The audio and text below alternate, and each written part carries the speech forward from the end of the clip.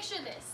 The year is 2030 and you're at a science museum with a group of students and they're just in awe of a sea creature statue. And you're trying to explain to them that's what a dolphin used to look like before the ocean waters got so badly polluted. And there's other creatures on there that they don't quite recognize either, like a sea turtle or clownfish or sea anemones. All of these different wonderful creatures that we know and love today might not be in the future next year or tomorrow. And that all seems quite impossible, but if we don't continue to recycle or care about what we're doing with our disposables, that can be a future that is very possible. Hi, I'm Kennedy Kerr, and I'm going to be speaking on the importance of recycling and why we should continue to do it within a community or your individual home.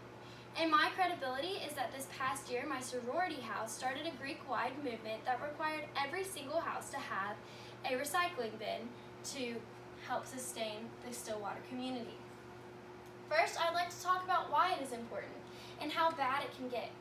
Currently, the Great Garbage Pile within the Pacific Ocean is 1.6 kilometers long, and it just continues to grow every single day with the types of trashes that different cruise ships and other things that go along the ocean continue to add to it.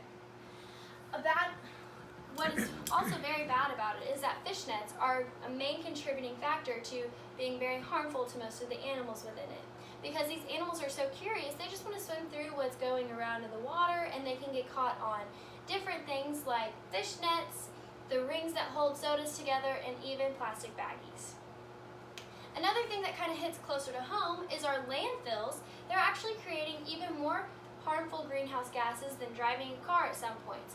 Because of this, what happens is the organic waste that you throw away, so such as your orange peels, your just food waste, or any other thing that says it's decomposable, will get compacted to the bottom of these trash piles, and it'll create harmful greenhouse gases like methane, and that's, like I said, even more harmful than driving your car most days.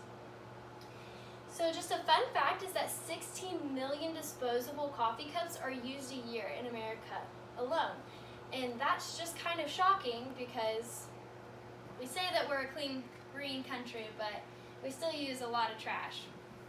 So now that I've talked about the importance of it, I would like to talk about how easy it is. Most ways to do it is that it can be sorted into different bins, separating your paper, your cans, your glass, your plastic, and even your organic waste for composting. So like if you ate an orange, you put your orange peel in there, same with your banana peels, apples, anything that can really be broken down. Other ways you can do it is that if you are looking at the bottom of your plastic water bottle or Gatorade drink or any type of plastic bottle you're drinking out of for the day, you can see that it will have a plastic number and a little triangle, and if it's numbered 1 through 6, it can be reused and recycled in a bin. Or you can just fill it up with water later that afternoon and continue to use it. Another good thing to do is wash out all your glasses and just keep a bin at home so you can put it in there, and you don't even have to think about taking it to a public place that has a bin. So other places you can do it are at home and within your community, and there are plenty of places like your supermarket, some public parks will have it, and if you think about it when you're at work, you can recycle all of that paper that you use along with cardboard boxes. And most neighborhood communities have actually started to pay services to a recycling service, kind of like a trash dumping service where you just take your big bin to the end of your driveway or street and they will come take care of it for you, and that's a great service, I would say. Some good tips and tricks you can use are taking your lunch to work in plastic Tupperware or glassware, and that will cut down on both your money, like your cost for having to pay for takeout that day, what you can do with those pesky to-go boxes, and I mean, cooking is good for you. Another thing you can do is look for recycling bins at your supermarket or any other places, because they typically can dispose of batteries, and not most home recycling bins do that. And take a coffee mug to work instead of having to use one of the disposable cups you have there. Carry around your own personal water bottle. That way you will not have to continue to get a plastic one or a plastic cup that you will have to throw away in 10 minutes anyways. And look for places around your community that you could help clean up or just get involved. If it's helping high school kids do some community service, that's great.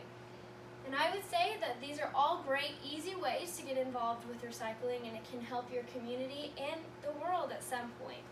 Thank you for listening to my informational speech about why recycling is important, and I hope you all have a nice evening. Good.